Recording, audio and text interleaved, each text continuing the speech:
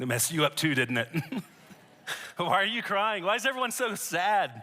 Isn't this what we want as parents? We want our kids to grow up and to leave. Every time I watch this, I cry like a baby. There's something gut-wrenching about this video because it's what we all expect, it's what is inevitable, but we're just never ready for it, are we? It's just a phase. We're just not ready for it. Kids grow up too fast. They're changing so quickly, and it's just so hard. And it's just every single phase seems to move. And just as you're getting to know a kid at the phase that they're at, something happens, they change, and then they're in the next phase, and they're different. It's like they're a whole new kid, and you have to start all over again. It's just annoying, isn't it? It's just annoying. My wife and I often, our son Titus, who's 10 years old, we've actually almost every week tell him, Titus, stop, you're done. 10 years old is it. This is where we want you to be. He usually rolls his eyes at us and he says he's not gonna do it. We talk about how he's being disobedient. It's not gonna happen. They just change. So, and isn't it interesting as parents that there's just some phases that we wish we could hit the pause button, that we wish we could just slow down and savor every moment. And then there's those other phases that we wish we could hit the fast forward button, right? We wish we could get through them a little faster, or maybe even hit the rewind button and go back to the phase that we enjoyed a little bit more. You see, kids are changing so quickly, and we have a 1-year-old, almost 2-year-old daughter. Her name's Elle, and she's such at an adorable phase. She's so cute, she's so adorable, and but she's a lousy dinner guest, okay? She has some words. She's got her sign language words, but she communicates primarily through grunts and screams. Okay, it's really rude, okay? And there's times where, like, I'm tempted, I just wish that we could fast forward just a little bit through this phase to where she could have those words and we could enjoy her at dinner. I don't know, I've got a couple questions for some parents. Are there any parents in this room who sometimes you're completely confused by the phase that your kid is in right now? Any parents like that? Okay, just not me, okay. Any parents in here completely frustrated by the phase that sometimes your kids are in? Okay, good. So there's many of us that we can agree this. I have 3 kids and I'm still just trying to figure this out. I've got 3 kids. I've got this one thing that happened. I don't know if this is a phase or whatnot, but Titus, our oldest, who's 10 years old, when he first left the crib and he got his first big boy bed, he found this newfound freedom of being able to get up and go wherever he wanted at any time in the night. And inevitably, he'd always end up in my bed. In our bed. I don't know if this has happened for you guys before, but it seemed to happen over and over and over again. But eventually, this was frustrating because he has a bed. We have a bed, he has a bed, but he would choose to be in ours. But the phase passed and he doesn't do that anymore, which is good because he's ginormous now. But about 8 months ago, our daughter, Genevieve, who's 5, started doing the same thing. And I remember the first night, I remember waking up and opening my eyes, and 3 inches from my face was her little face staring at me. Now, Genevieve is beautiful and precious, but there's nothing more terrifying than coming out of like dead sleep and like 2 inches of your face or 2 little eyes staring you down. And for whatever reason, she just wanted to be with us. And now my wife and I were a little bit smarter. This is the second kid. And so if you were to walk into her bedroom now, you'll see a sleeping bag in the corner of the room. You don't need to wake us up. You don't need to ask us anything or tell anything. Just go get in your sleeping bag. And it's been beautiful. She just wants to be with us. My wife and I were figuring things out. Actually, I have to say this. Today is my wife's birthday. Okay, she's sitting right over here. And if everyone on the count of three would just say happy birthday. 1, 2, 3. Happy birthday. Now, I have us doing this because this is actually my 20th birthday to celebrate with this woman. And actually 20 years ago on this birthday, I was just getting to know her, and we went to dinner, and I gathered a whole bunch of people she didn't know, and they all sang happy birthday to her. So this is kind of appropriate for our 20th birthday. I love to be doing life with her because we're figuring these things out. And this is just a phase that our kids are going through, and when Elle gets out of the crib, I'm sure she'll probably do the same thing because it's just a phase, right? This is a little saying that we often say, right? This phase thing. And all of us recognize that it's just a phase when we say this thing. And sometimes we use this phase usually to describe an unpleasant situation. It's just a phase. It usually has a negative connotation. It's something that we wish would hurry up and pass by or go through. It's just a phase. And most of you who are parents in the room, you recognize what these phases are. For example, maybe you're a new parent. You just brought your baby home from the hospital and you just want sleep. You want sleep and you're wondering, like week goes by after week goes by and month, and you crave sleep and you're wondering if you're ever going to see sleep again. And your friends will tell you, it's just a phase. You will sleep again. Or maybe your precious little sweetheart has become a biter. You don't know where she learned this or where she got this from, but she's one bite away from getting kicked out of preschool. And I want to encourage you, most adults don't continue to bite to work out their situation. So it's going to be okay. It's just a phase. You'll get through this. Or maybe you've got a junior hire there's this new development, unbelievable body odor. You can't imagine anything worse, but it gets worse because then they mask it with body spray. It's worse. And here's the thing, parents, they're not going to stink forever. It's a phase. They will get past this. It's just a phase. Some of you don't have kids, but you remember this. You remember some of the phases that you went through as you were growing up. Some of you are trying to forget some of the phases that you went through. I remember in particular, there's this one phase when I was in early elementary school. I like to call it my sleepwalking phase. There's this distinct time in my life where I would go to bed in one place and wake up somewhere completely different. And the sleepwalking episodes were typically prompted by my need to go to the bathroom. And so let me just go ahead and tell you something here. When you're sleepwalking, where you think you're going to the bathroom typically is not where you're going to the bathroom, okay? So I'm not gonna go into any more details other than that, but let's just say my parents and my family were very glad that this was a short phase in my life. Now, some of you who aren't parents may be sitting here and say, great, I showed up on parenting weekend at Mission. No, hold on. There's something I wanna share with you today that to both parents and those of you who aren't parents that connects to who you are and what is required of you, and I wanna share that with you. But even just case in point, phases aren't just for kids. Many of you know somebody who's going through a challenging situation right now, that they're stuck and they're in this frustrating situation, and you might say to them, it's just a phase. It's just a phase, you'll get through this. Or maybe that's you. Maybe some of you are in this situation, this challenging time, and somebody's told you the same thing. Hey, it's just a phase. You're just going through a phase, you'll get through this. This idea of phases and seasons, it's not new. This isn't a modern convention or anything. This has been happening for a long time. Actually, Solomon speaks about this in the book of Ecclesiastes. Okay, Solomon was the third king of Israel, and he was known as a very wise man. Many of the proverbs and wisdom writings that he wrote, we continue to say today. Many of these little quippy one-liner sayings of wisdom were actually written by him. And in the book of Ecclesiastes, it was written at the end of his life, and he was looking back over the past of his life, and he was kind of putting together some of the ideas and thoughts that he had. And he writes very poetically about phases, about these seasons in life. And so I want to read you a couple verses from Ecclesiastes chapter 3, and here's where it starts. There's a time for everything and a season for every activity under the heavens. There is a time to be born and a time to die, a time to plant and a time to uproot, a time to kill and a time to heal, a time to tear down and a time to build, a time to weep and a time to laugh. Now, Solomon continues to explain these phases. I'm not going to read them all in detail, but there's a couple of them: a time to mourn and a time to dance, to keep, to throw away, to search, to give up, to tear, to mend, a time for war, and a time for peace.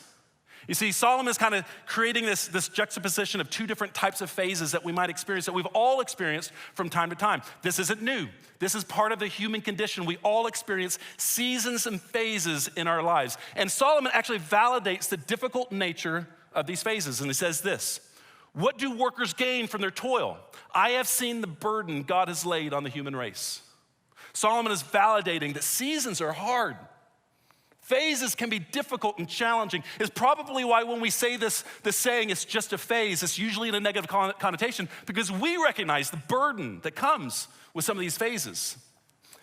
But then Solomon transitions, and he looks at this from a different perspective and a different angle, and he writes maybe two of the most beautiful verses, in my opinion, in all of Scripture right here. So this is the first one. He has made everything beautiful in its time. Everything. You should say that word with me: everything. He's made everything, every season, every phase, whether it's long or short or complicated or simple, every season. Some of you parents have a kid in a phase that is wearing you out and you just can't wait for it to be over. But hold on, maybe God's doing something right now in this phase and he's making it beautiful. Isn't that beautiful? Isn't that give you a little bit of hope? Yeah.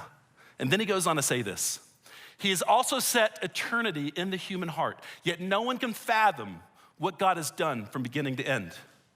You see, God's looking at the whole picture from beginning to end. And even though he set eternity in our heart, he sees something that we can't see, because oftentimes we're transfixed in the moment. We're just looking at the phase and maybe we're frustrated and irritated and we don't know what to do, but God is looking beyond that into the next phase, into the future. He has a different perspective than we do. He's making what we're in now something that's beautiful. And that's pretty awesome. You know, oftentimes we look back on the phases that we just came out of, or maybe something that happened in our past, and we had this thing called hindsight. The saying says is hindsight is 20/20. We had this perspective looking back.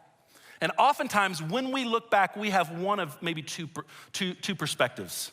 We have one of maybe two perspectives. The first perspective often looks something like this: oh my gosh, that was horrible. That was just horrible.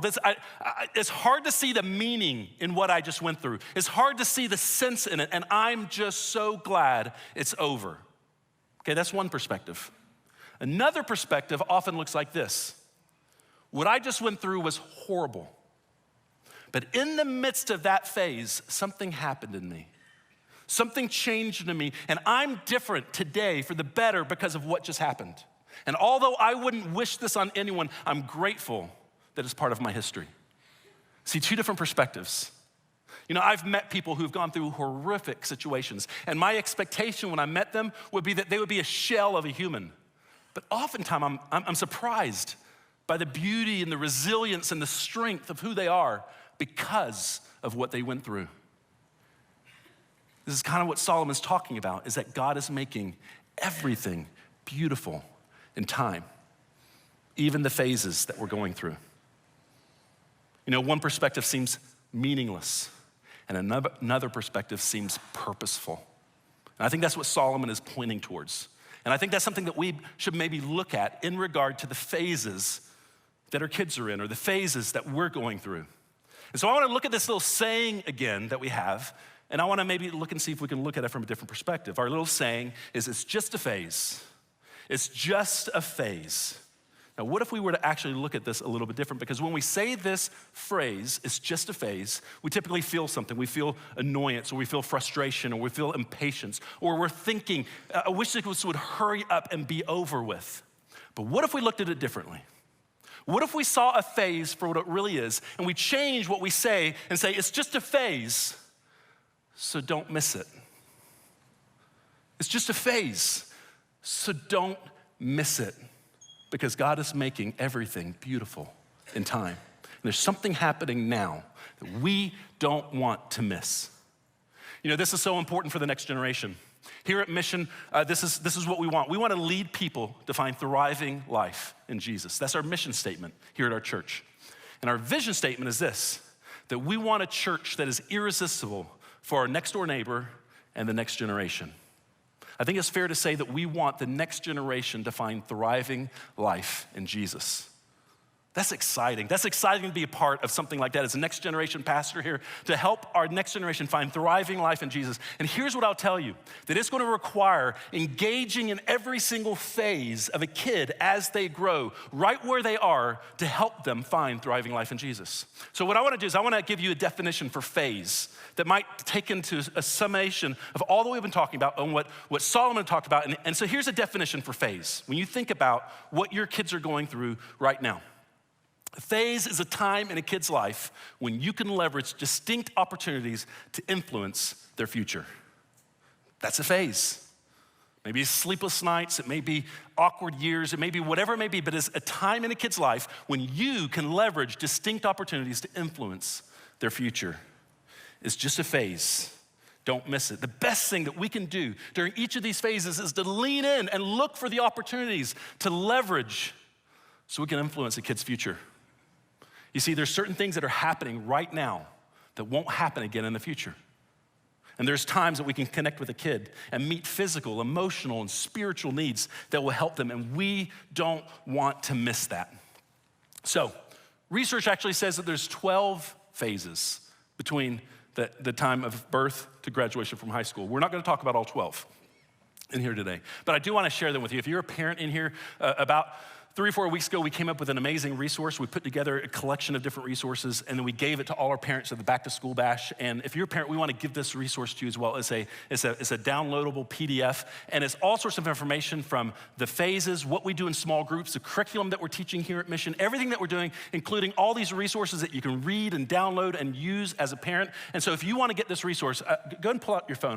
We're gonna send it to you here real quick. If you want to pull out your phone and text the word phase, Phase, to the number 80123. Text the word phase to 80123. And here's what's gonna happen when you text that. It's gonna send you a text back, and there's gonna be 2 links in that text. The first link is a download of this resource book that we put together. The second thing is a form that you can type in your email address, and we'll email you the book to you as well. So that way you can have that as a resource. Because you have kids in different phases, and we wanna give you the resources for each phase. But today, we're gonna talk about the 4 main phases, the main categories of phases that every kid goes through. Now, one of the things that we like to talk about is this idea of visualizing time. Now, if you're a parent, you might have heard me talk about this before. I have right here a jar of marbles, 936 marbles to be exact, 936 marbles to represent 936 weeks that we have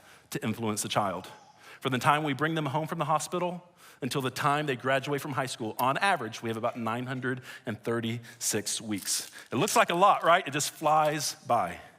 Now, we had this exercise called Visualizing Time, where we encourage parents that every week they pull out a marble and they celebrate what happened in the life of their kid that week. But every week, consistently, they're pulling out a marble and celebrating. Sometimes weeks are good weeks, sometimes they're bad weeks, but every single week, we're pulling out a marble. And over the period of weeks and months and years, guess what happens? You begin to see that your time is running out. Now, I know this sounds like a sadistic exercise, right? It sounds awful, depressing, but here's the thing. Time is your enemy. Time is fickle.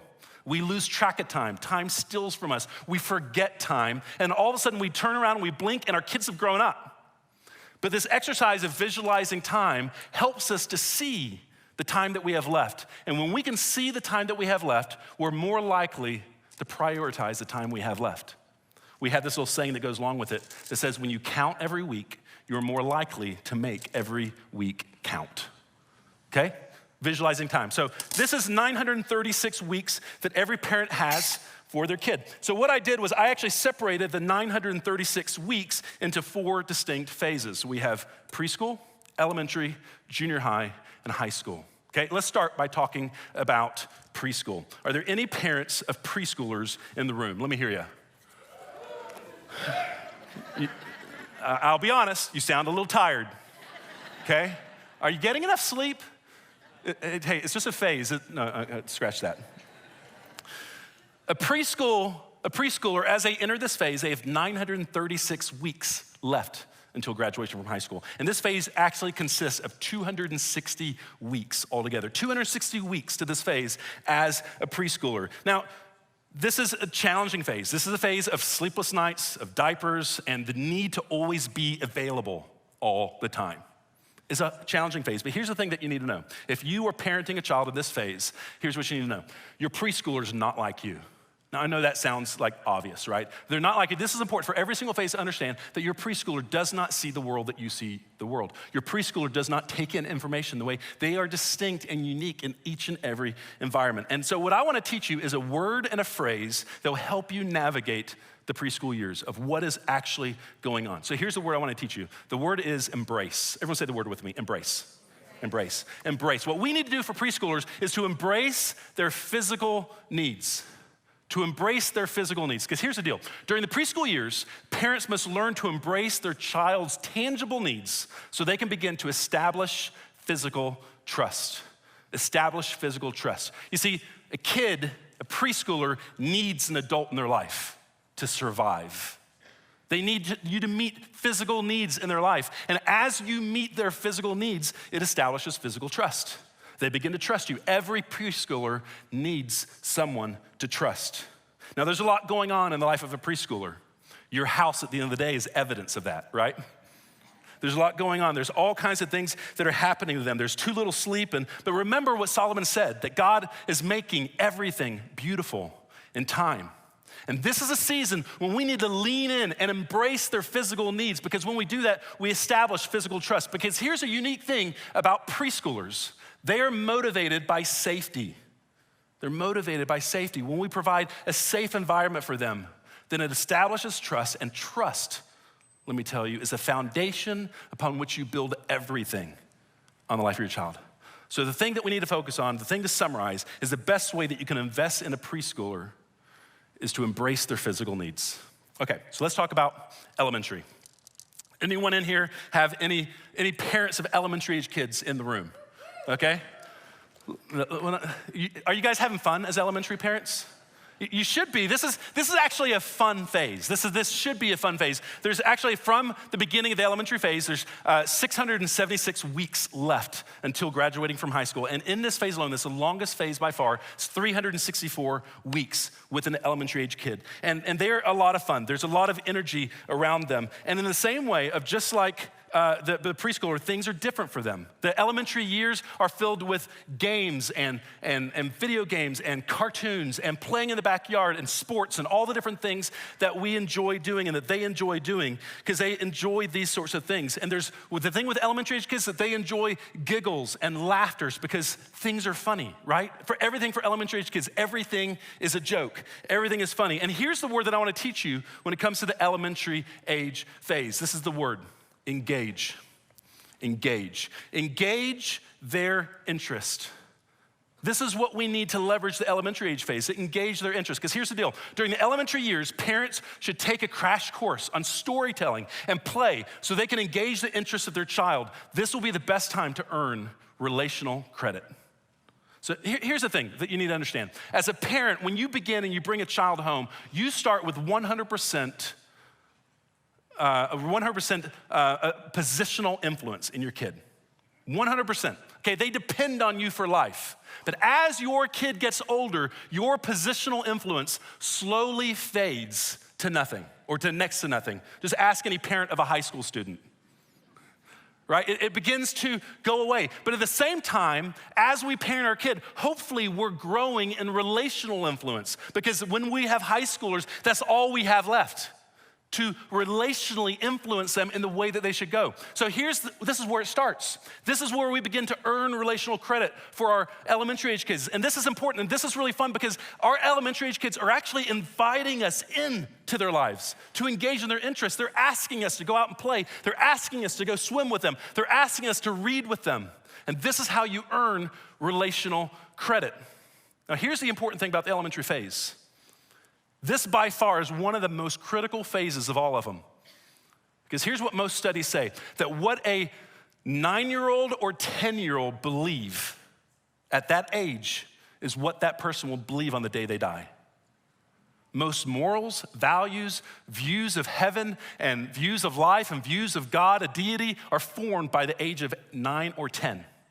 So it's during these years, as they're engaging you and inviting you to engage in them, this is when we invest in them and help them see life. So much is happening in this phase, and it should be really fun, and all it takes is our time.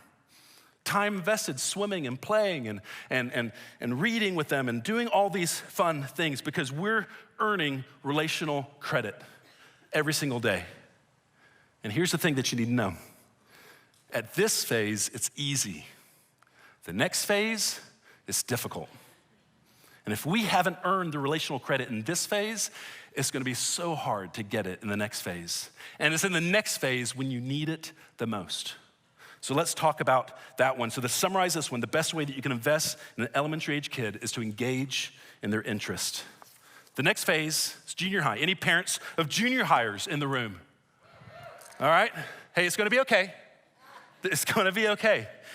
Junior high is a little bit of a different animal. Junior hires, there's only 312 weeks left till graduation. It's coming close, okay? It's getting there. There's only 104 weeks in the junior high phase. There's a lot happening in this phase, but it's a very short phase. And there's a lot happening, and yes, this is an awkward phase. This is a phase of emotions. This is a phase of change. This is the phase of a little bit of body odor issues. Like, this is a challenging phase, but I do feel like this phase oftentimes gets a bad rap because of these things. However, this is such a transitional phase that they are growing from children to adolescence in this phase, and this is a phase that we need to lean in. And so what I wanna give you is a word and a phrase that helps with this, and at this age, is affirm. It's affirm. We need to affirm their personal journey. We need to affirm their personal journey. You see, a junior hire, parents need to master the art of never freaking out. Okay, parents need to affirm the art of never freaking out. This is when they learn to affirm the personal journey of their junior hire. During this time, they will have plenty of opportunities to prove a relational commitment. Now see, this is why this is so important. Junior hires, they love to have fun, but they're not motivated by safety. And they're not motivated by fun. They're actually motivated by acceptance. See, this makes sense. Every junior hire is changing so much at this phase. They're becoming a child into an adolescent. And everything is changing physically, mentally, emotionally, everything is changing. And they process everything differently. They don't even know how they process what they are because everything's changing so quickly. And because everything's changing this phase, what they need more than anything else is consistency. They need somebody in their life, a parent, an adult, a leader who will affirm their personal journey. Because junior hires are just trying to find their normal. They're trying to find their place. They're trying to find their tribe. They're trying to find their community. And the best thing that we can do is affirm their personal journey. So to summarize the junior high years, the best way that we can invest in a junior hire's future is to affirm their personal journey. Now, the last one is this, high school. Any high school parents in the room? You guys are a little bit more excited because you're almost done, right? High school is the end, it's the last category of phases. In high school, only about 208 weeks until graduation, 208 weeks to this phase. And high school is a completely different animal. This is a transitional phase. This is an important phase. This is the phase where everything changes. And you'll encounter some unique situations and challenges in the high school years. Now, although a high school kid looks more like an adult at this phase than any other phase, it's important to understand that they are not adults yet. Oftentimes, we get frustrated with our teenagers, don't we? Because we see them as mature as they are, and they just seem like they're not listening, or well, I just can't get this through to their head. And we have to have a little bit of grace for them because they're not adults yet. They're still in a different phase. And so as high schoolers, we need to understand something different about them. So here's the word that I want to give you in regard to high school students, and it's this: mobilize. Mobilize their potential. Mobilize their potential.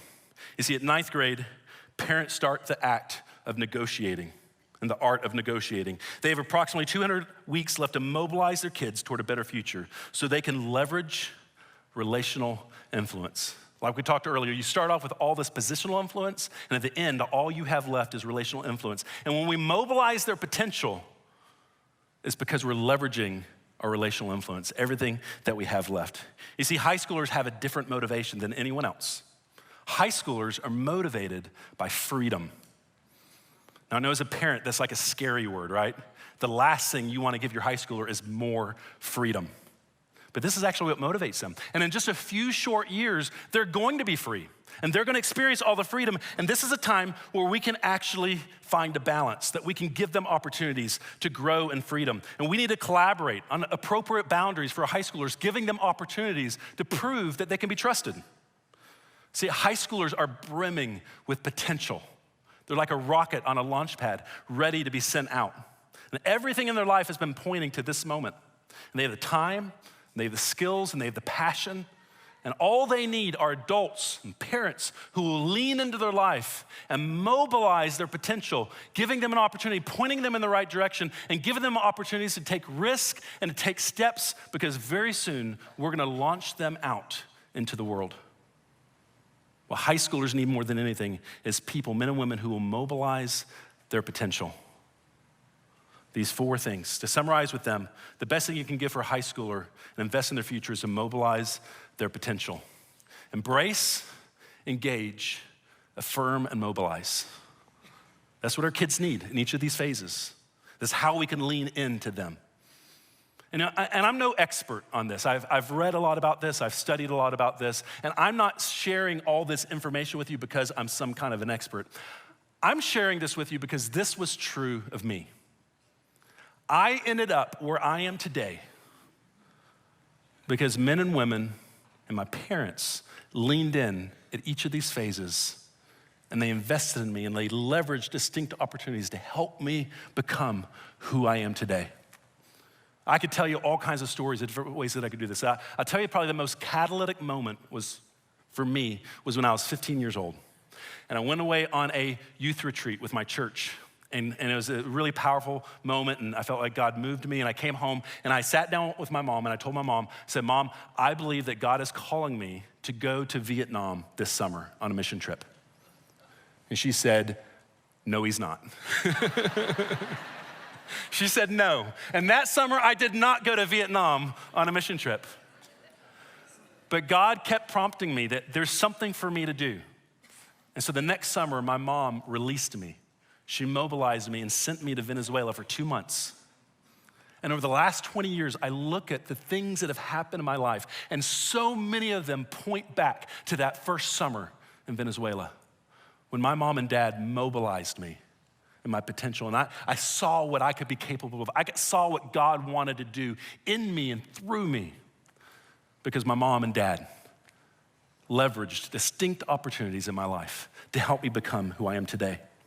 You see, with the right perspective, every phase is beautiful in time. How are we leaning in these distinct opportunities to invest in the next generation, to help them become who they are? Now, if you're a parent, God has placed you in their life to be that influence in their life. But for those of you who don't have kids, what does all of this have to do with you? Everything. Hang on, let me tell you something here in a second. There's a book in the Bible called Deuteronomy. It's the 5th book. It actually means law, and it is the last conversation that Moses had with the people of Israel. The entire book is him talking to the Israelites.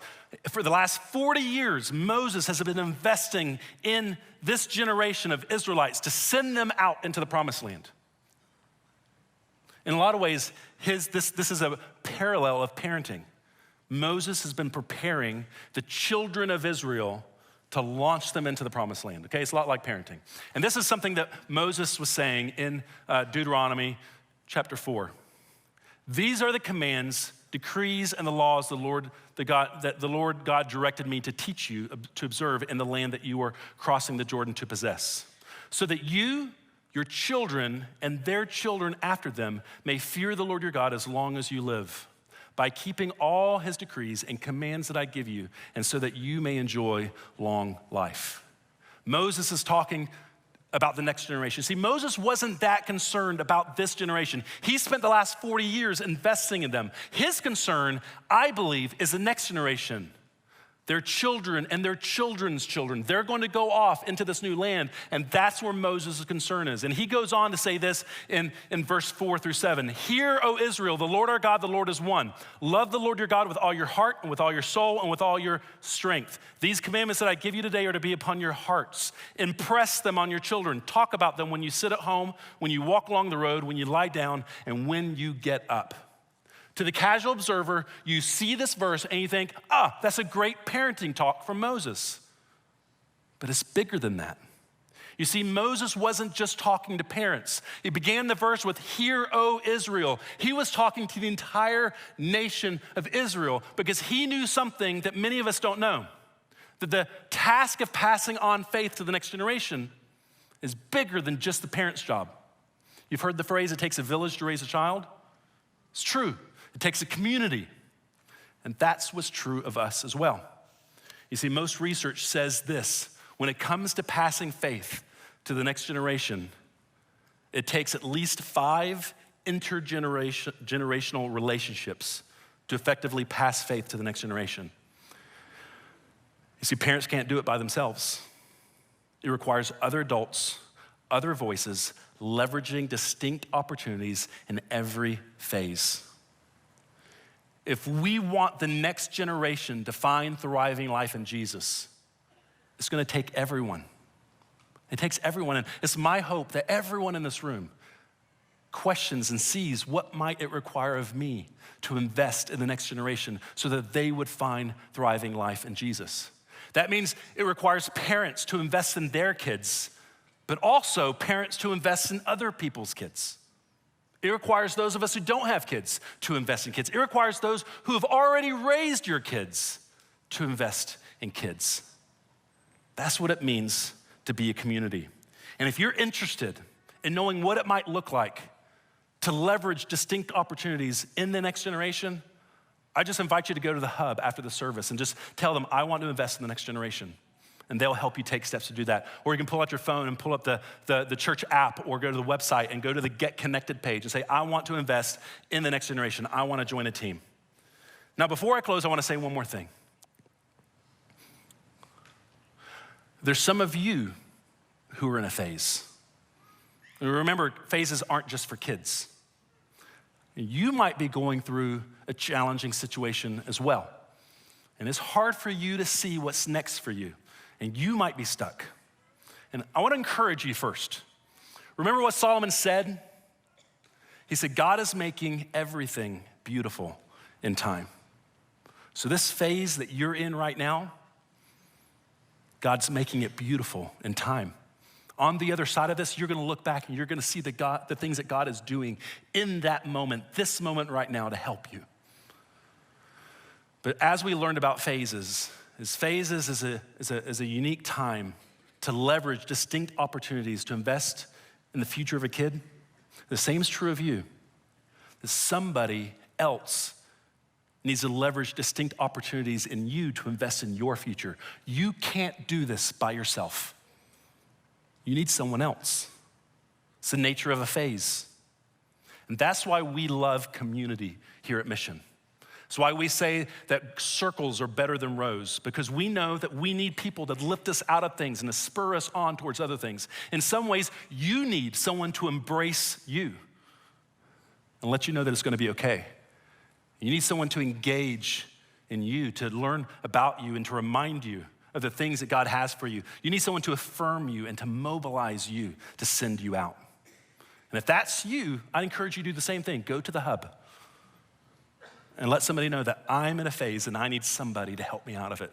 Join a group, go to the webpage, go to the app, go to the Get Connected page and invite someone. Find a way to get in a circle. It's just a phase. It's just a phase, so don't miss it. It's just a phase, so don't miss it. And time is running out. The weeks continue to go by. Parents, would you lean into your kids in these phases? Don't see it as something to get through, but see it as an opportunity to leverage a time to invest in your kids' future. Friends, everyone who's here, would you be a voice in the life of the next generation to invest in them, to leverage them, because each phase is beautiful in time. For the sake of our community, let's not miss it. For the sake of this church, let's not miss it. For the sake of the next generation, let's not miss it. Let me pray. Father God, we love you. We thank you for this community here at Mission Community Church. We thank you for what you're doing in the next generation, the amazing leaders that you've put in the lives of the kids. And Lord, I pray that every single parent here would be encouraged to lean into their kids, into the phase that they're in, and see this as a unique opportunity that you're making beautiful as they lean in and leverage the opportunities before them now. And Lord, I pray that there are men and women in this room who would take a step toward leaning into the next generation, maybe somebody else's kids, to help them take steps to become who you called them to be. We love you. We give you this time. We give you the work that you set before us to do for the next generation. We love you. In Jesus' name, amen. Amen. You guys are dismissed.